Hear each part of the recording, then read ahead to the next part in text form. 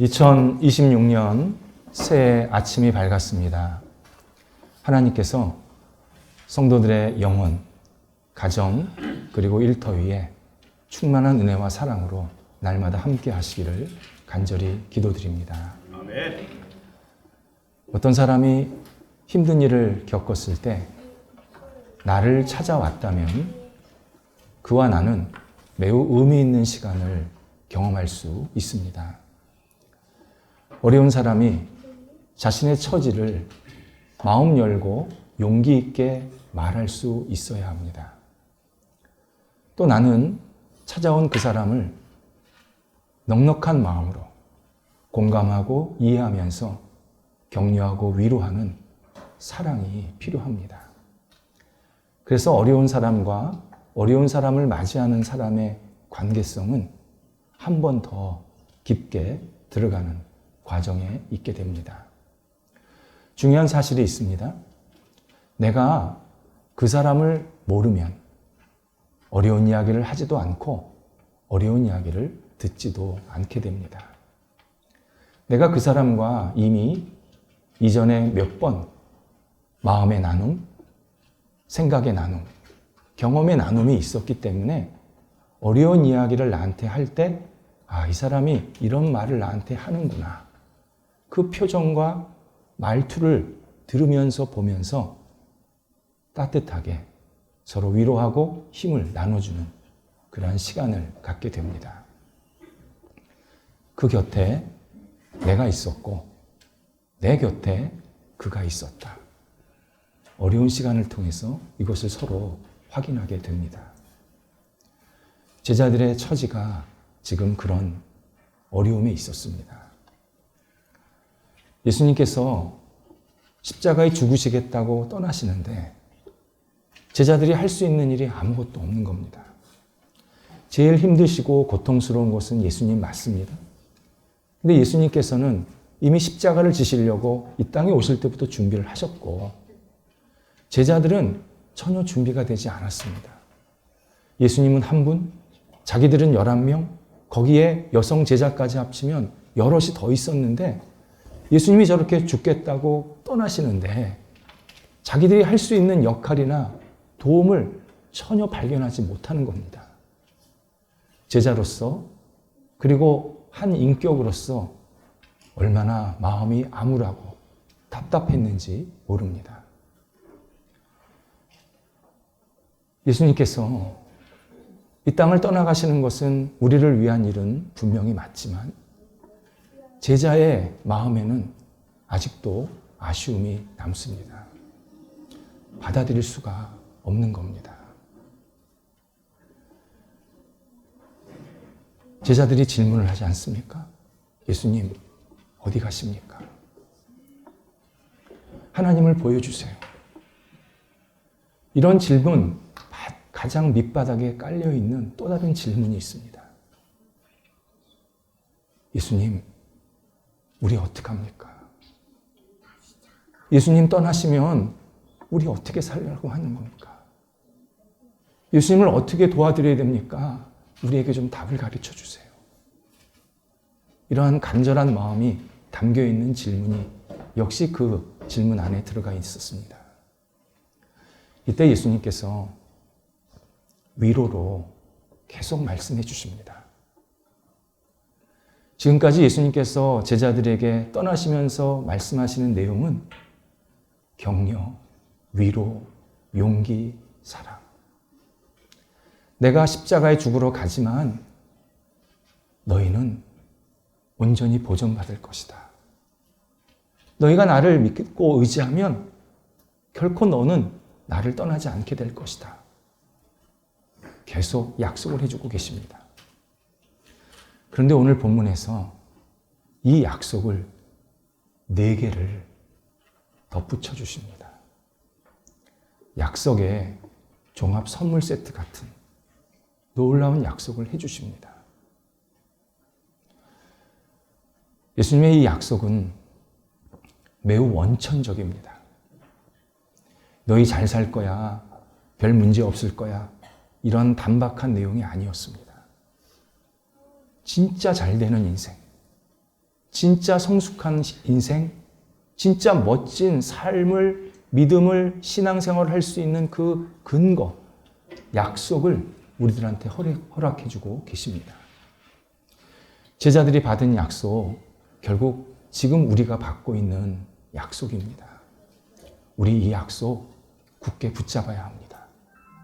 제자들에게 주신 약속뿐만이 아니라 예수 그리스도를 믿고 따르려고 하는 우리에게 예수님께서 진지하게 내 약속을 붙잡으면 너희들이 절대 이 혼란한 세상, 어두운 세상, 어떻게 살아야 될지 왔다 갔다 할 수밖에 없는 이 복잡한 세상에서 길을 잃지 않게 될 것이다.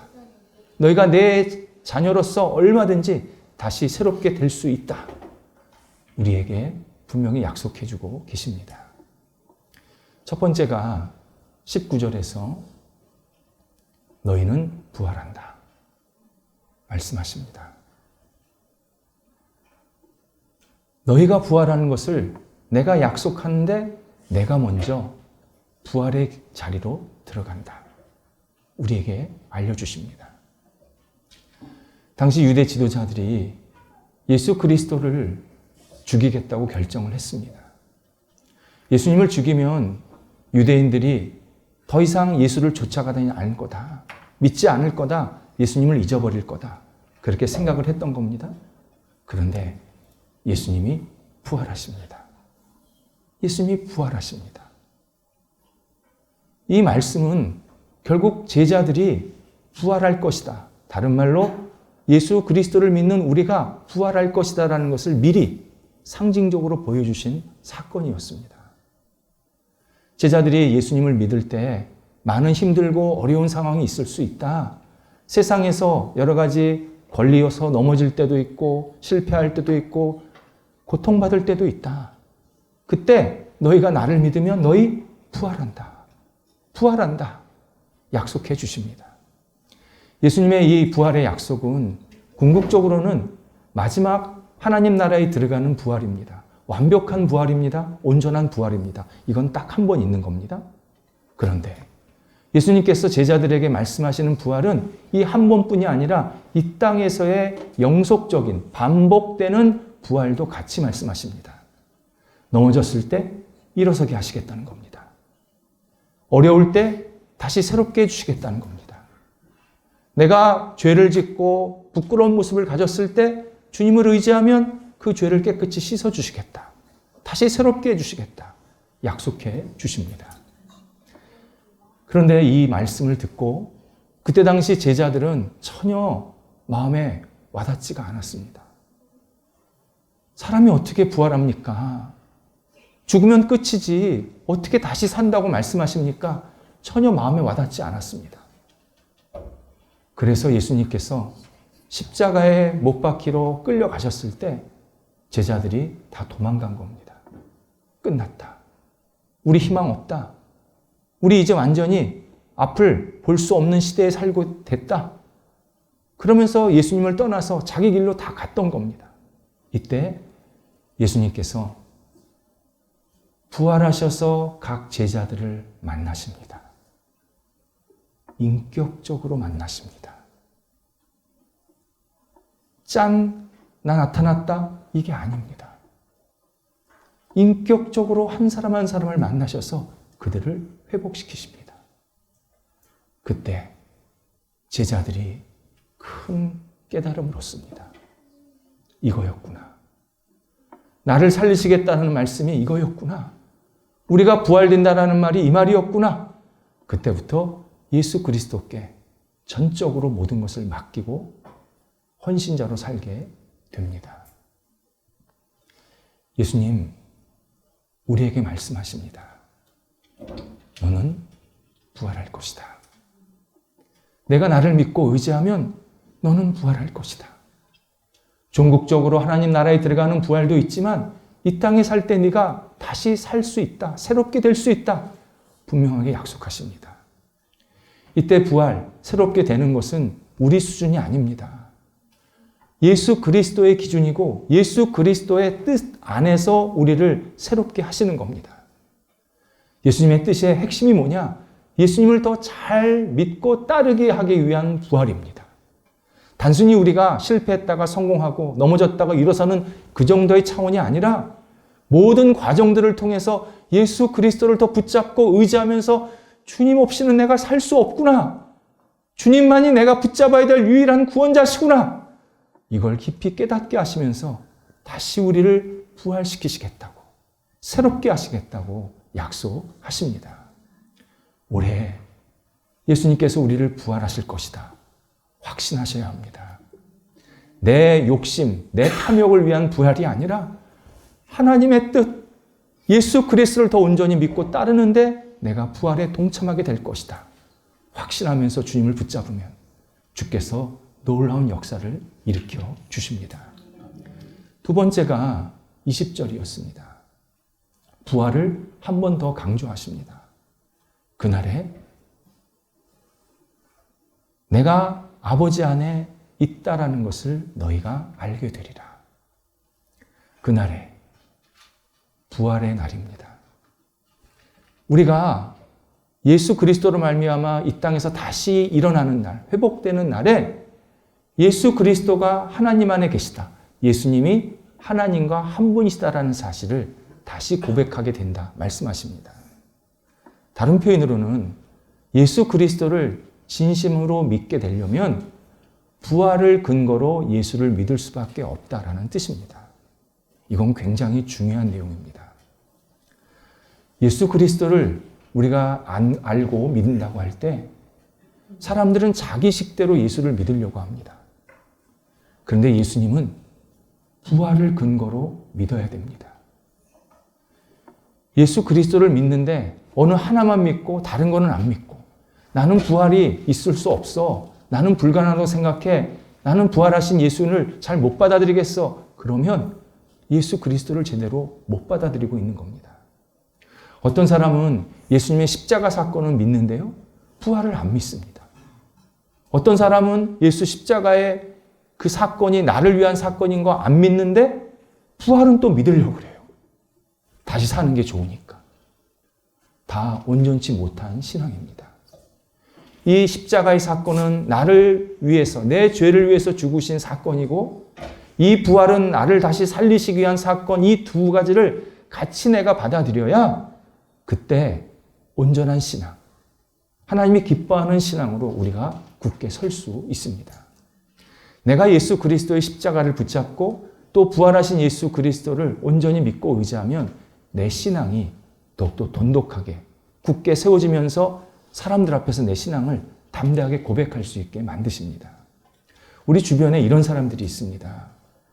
예수님은 역사에서 훌륭한 선지자였습니다. 예수님은 좋은 가르침을 준 선생님이었습니다. 예수님은 그냥 좋은 인격적인 모범이었습니다. 그 정도로만 받아들이세요. 자꾸 예수님께 당신 인생 걸지 마세요. 당신 시간 예수님 위해서 쓰지 마세요. 그냥 적당히 참고사항으로만 예수를 받아들이세요. 당신은 당신 인생 살아야 됩니다. 당신 인생 당신 겁니다. 예수님이랑 당신이랑 별개입니다. 예수님은 당신의 참고사항일 뿐입니다. 그렇게 우리한테 말하면서 가르치는 사람들이 있습니다. 믿지 않는 사람만 그런 게 아니라 믿는 사람도 그런 사람이 있습니다. 매우 부적절한, 옳지 않은 가르침이고 신앙의 모습입니다. 내가 예수 그리스도의 십자가를 믿고 예수 그리스도의 부활을 내가 받아들인다 그러면 나는 주님 없이는 못 삽니다. 내 죄를 용서하시고 내 부끄러움을 용서하시는 분이 예수 그리스도시고 나를 다시 살리시고 회복하게 하시고 새롭게 하시는 분이 예수 그리스도인데 내가 어딜 가가지고 내 죄를 용서받고 내가 새롭게 되겠다고 희망을 잡을 수 있겠습니까? 예수 그리스도, 진리이신 예수 그리스도의 이 십자가와 부활을 내가 받아들이면 아닙니다. 예수님은 저의 구원자십니다. 예수님은 저를 살리시는 분입니다. 당신이 잘못 생각하고 있는 겁니다. 당신과 나는 예수님으로만 구원받습니다. 담대하게 내 신앙을 고백할 수 있게 만드십니다. 그래서 기독교 신앙은 기차와 같은 신앙입니다. 기차는 맨 앞에 선두 차량이 동쪽으로 가면 10량이든 20량이든 맨 끝에 차량도 동쪽으로 갑니다. 우리 신앙은요, 하나 믿으면 다 믿습니다. 왜 신앙이 안 생기느냐? 하나를 안 믿기 때문에 뒤로 연결이 안 되는 겁니다. 예수 그리스도가 동정녀, 처녀의 몸에서 이 땅에 인간의 육체로 오셨다. 이 사실을 믿으면요, 예수님께서 하신 말씀, 사역 다 믿습니다. 예수님의 십자가의 죽으심, 부활 다 믿습니다. 예수님께서 심판자요 구원자이심을 되는 것 다 믿습니다. 세상을 창조하시고 세상을 끝내실 분이 예수님이라는 것 다 믿습니다. 어느 것 하나 빼지 않습니다. 하나를 믿으면 끝까지 다 믿게 됩니다. 그게 온당한 신앙입니다. 근데 중간중간 거를 빼면 나 이거 못 믿겠어. 이해가 안 돼. 그렇게 되면 그 신앙이 망가집니다. 그걸 신앙이라고 표현하지 않고 자기 신념이라고 표현합니다. 자기 신념은 절대 구원을 받지 못합니다. 예수님께서 약속하십니다. 네가 나를 부활의 존재로, 내가 너를 부활할 존재로 믿고 받아들이면 네가 나를 더 온전히 고백하게 될 것이다. 나와 하나님이 한 분이라는 사실을 네가 깨달으면서 고백하게 될 것이다. 약속해 주십니다. 세 번째가, 너희가 나를 사랑하면서 말씀을 지키면 내가 너를 더 사랑하리라. 21절에서 말씀하십니다. 이것 또한 놀라운 약속이십니다. 우리가 예수 그리스도를 믿으면 제일 먼저 깨닫게 되는 게 하나님이 나를 사랑하시는구나. 이걸 막연하게 알게 하십니다. 그리고 하나님, 제가 하나님의 사랑을 받고 있습니다. 고백하면 그때 하나님이 사랑을 더 부어주십니다. 그러면 내가 하나님의 사랑을 더 많이 받고 있다는 사실을 또 깨달으면서 감격하게 만드십니다. 그러면 예수님께서 또 사랑을 부어주십니다. 그러면 내가 너무 큰 사랑을 받고 있구나, 너무 큰 은혜를 받고 있구나 깨달으면서 주님의 말씀을 지키고 싶은 진지함, 간절함이 시작이 됩니다. 그러면 또 예수님이 사랑을 더 부어주십니다. 이 과정이 굉장히 중요합니다. 처음에 내가 막연하게 예수님 사랑을 깨달으면서 고백을 했는데 시간이 지나면 지날수록 엄청난 사랑이 나한테 막 더 밀려 들어오는 겁니다. 그래서 예수님을 사랑하는 마음으로 예수님의 가르침, 예수님께서 살아가셨던 모습들을 나도 담고 그렇게 살고 싶은 진지함과 간절함을 갖게 만드십니다. 그렇게 예수님과 나와 친밀한 관계를 맺게 하십니다. 이 친밀한 관계, 우리 반드시 다 가져야 합니다. 예수님을 진지하게 믿으면 예수님의 뜻이, 예수님의 마음이, 예수님의 사랑이 내 영혼과 삶의 중심에 들어오면서 예수님과 친밀한 관계로 계속 살게 만드십니다. 이때 내가 지키는 예수 그리스도의 가르침이나 그분을 닮아가려고 하는 모습들, 이것을 표현하는 단어가 있습니다. 보통 이것을 사람들은 순종이라고 말하는데 순종이 아닙니다. 순종은요, 예수님을 처음 믿으면 호기심에서, 책임감에, 의무감에 내가 예수님을 이렇게 좀 따라야겠다. 그런 마음을 생길 때 그것을 순종이라고 그럽니다. 그 순종은 약간 불완전한 순종이라고 해서 왔다 갔다 하는 겁니다. 이럴 때는 예수님 말씀대로 살고 싶고 이럴 때는 예수님 말씀대로 안 살고 싶고 왔다 갔다 하는 겁니다. 이걸 불완전한 순종이라고 그럽니다. 근데 어느 정도 시간이 지나면 내가 자발적으로, 적극적으로 나의 모든 생각과 말과 행동이 예수 그리스도 중심이 되게 만드십니다. 이걸 성화라고 표현합니다. 성화, 거룩하게 되는 과정, 하나님의 자녀로 구별되는 과정이라는 뜻입니다. 성화, 우리 다 성화의 과정을 거쳐야 합니다. 예수 그리스도를 믿으면요, 우리 모두는 다 성화의 과정을 거쳐야 하나님 나라에 들어갈 수 있습니다. 여러분 굉장히 진지하게 생각하셔야 합니다. 내가 예수 그리스도를 그냥 구원자로 고백하면 되겠지. 아닙니다. 예수 그리스도를 고백하면 그 다음서부터 예수 그리스도를 사랑하면서 그분의 가르침을 자꾸 따르고 싶고 닮고 싶은 마음이 생기게 하십니다. 그 단계를 반드시 지나가야 합니다. 그것을 지나야 내가 진짜 예수 그리스도의 자녀로 이 땅에 빛과 소금의 역할을 감당할 수 있게 됩니다. 예수님께서 우리에게 그런 성화 과정을 반드시 거치게 하십니다. 그래서 필요한 게 신앙의 연륜입니다. 신앙의 연륜이 오래됐다고 해서 그 사람이 구원받는 것은 아닙니다. 그런데 성화의 과정이 있으려면 신앙의 연륜이 필요합니다. 시간이 지나야 과일이 익듯이 내가 처음 예수를 믿으면 바로 성화 과정이 생기지 않습니다. 그때는 양발을 막 걸칩니다. 이랬다가 저랬다가 이랬다 저랬다. 그런데 예수 그리스도를 꾸준히 오래 믿게 되면 어느 순간서부터 내 영혼 속에 성화의 과정이 시작됐다는 것을 깨닫게 하십니다. 그러면서 예수님을 사랑하면 예수님께서 더 큰 사랑을 우리에게 베풀어 주시겠다 약속해 주십니다. 네 번째가 23절입니다. 그에게, 예수님을 사랑하고 예수님의 가르침을 따르는 그에게 우리가 거처를 삼아 그와 함께 할 것이다 약속해 주십니다. 예수님께서 우리라는 표현을 쓰셨습니다. 하나님, 예수 그리스도, 성령님을 같이 묶어서 말씀하고 계십니다. 우리가 예수 그리스도를 사랑하면서 그분의 가르침을 따르다 보면 하나님과 성령님과 예수 그리스도가 하나가 되셔서 우리 안에 임재하시겠다, 함께 하시겠다 약속하십니다. 이건 정말 영광스러운 일입니다.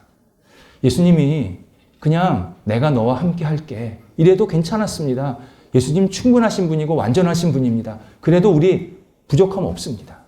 그런데 예수님께서 일부러 우리, 하나님과 성령님과 당신이 하나가 되어서 나에게 함께 하시겠다, 충만케 하시겠다는 겁니다.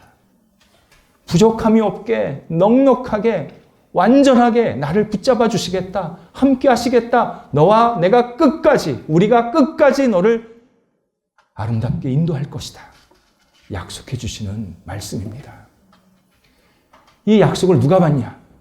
예수 그리스도를 사랑하고 주님을 따르는 그 사람에게 성부와 성자와 성령의 능력과 은혜가 날마다 함께 하시겠다고 우리에게 말씀해 주십니다. 이렇게 산 사람이 있습니다. 성경에 우리가 존경하고 따를 만한 사람들이 이런 삶을 다 살았는데 그 중에 대표적으로 노아가 있습니다. 노아가 하나님께 이런 명령을 받습니다. 노아야, 세상이 멸망당할 것이란다. 내가 더 이상 두고 볼 수가 없어서 정리할 거란다. 너는 배를 지어서 준비하라 말씀하십니다. 이때 노아가 감사한 마음으로, 정말 하나님을 사랑하는 마음으로 배를 짓게 됩니다. 노아가 지은 배는 나룻배가 아니었습니다. 항공모함이었습니다. 그리고 이 배를 어디서 짓냐? 산 꼭대기에서 짓습니다. 바다에서 짓는 게 아니라 산 꼭대기에서 배를 짓습니다. 그러니까 당시 사람들이 이상하게 보지 않았겠습니까? 그러니까 노아에게 물었겠죠. 당신 뭐 하는 겁니까? 노아가 대답합니다. 하나님이 이런 계획이 있으십니다.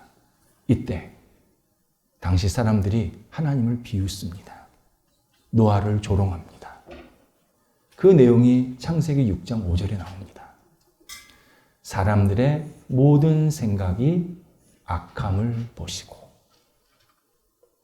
악함, 미움이라는 뜻입니다. 사람들이 하나님을 생각하면서 미워했다는 겁니다. 하나님, 우리가 이렇게 잘 사는데 왜 멸망시키려고 합니까? 왜 홍수가 있게 하십니까? 왜 잘못되게 하십니까? 하나님 나쁜 분입니다.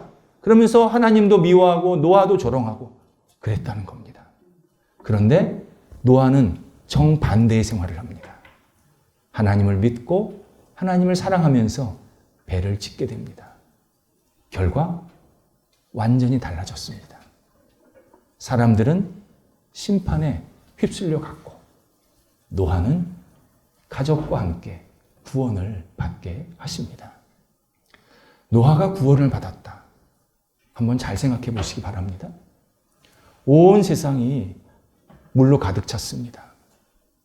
내가 배 안에 있다고 어떻게 살 수 있겠습니까? 내가 배 안에 있어도 그 안에 동물이 있으면 동물이나 잡아먹을 수도 있는 겁니다. 1년이 넘게 배 안에 있었으니까 병균에 노출될 수도 있었던 겁니다. 뭐가 문제가 생겨서 배가 뒤집힐 수도 있는 겁니다. 그런데 노아와 가족은 온전히 보호함을 받았습니다. 성부, 성자, 성령께서 이 배를 온전히 지켜주셨기 때문입니다. 배 안에 살아가는 이 노아의 식구들과 동물들을 온전히 지켜주셨기 때문에 이들이 1년 넘게 표류했지만 아무 문제 없이 구원받아서 다시 하나님의 백성으로 이 땅에서 삶을 시작하게 만드셨습니다. 우리 예수님을 최소 한 번 이상은 다 봐야 합니다. 예수를 믿지 않는 사람도 예수를 믿는 사람도 최소 한 번 이상은 봐야 합니다. 이때 예수님을 마지막에 한 번 보는 사람, 마지막에 한 번 그분을 앞에 서는 사람, 심판은 받았다, 멸망당한다 라는 뜻입니다.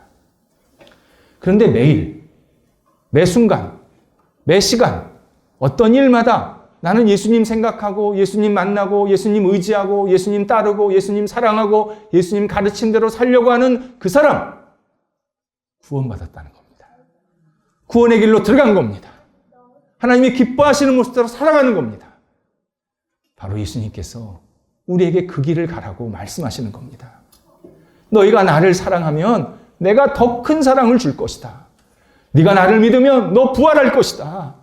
네가 나를 믿고 의지하면 나를 더 신실하게 진지하게 고백하게 만들 것이다. 네가 나를 사랑하면서 내 말씀을 지키면 성부, 성자, 성령이 너와 함께해서 너를 이 땅에서 아름답게 복되게 살게 할 것이다. 우리에게 약속해 주십니다. 올해 우리 이 약속 붙잡아야 합니다. 우리 한 사람 한 사람 다 붙잡아야 합니다. 주님, 저 주님 믿고 제 영혼과 삶이 새롭게 되기를 원합니다. 내가 더 하나님을 사랑하고 하나님은 저를 더 기쁘게 사랑하시고 받아주시는 하나님이 기뻐하시는 삶이 올 한 해 저에게 이루어지게 하옵소서. 하나님께 기도하면서 우리의 영혼을 맡길 때, 삶을 맡길 때 주께서 놀라운 은총으로 우리와 날마다 함께해 주십니다. 기도하겠습니다. 하나님, 저희들을 예수 그리스도를 믿고 의지할 수 있게 하신 것 감사합니다. 부족하지만, 연약한 모습이 있지만 저희가 다시 주님을 바라보니 저희 영혼과 삶이 회복되고 부활되게 도와주시고 하나님을 영화롭게 하는데 아름답게 세움받고 쓰임받을 수 있도록 인도하여 주시옵소서. 올해 주님과 동행하면서 주님께 주시는 사랑과 은총을 가득 채우고 누릴 수 있게 해주셔서 매일매일 주님과 기뻐하며 동행하며 영광 돌리는 저희가 될 수 있도록 역사하여 주시옵소서. 예수님의 이름으로 기도드립니다. 아멘.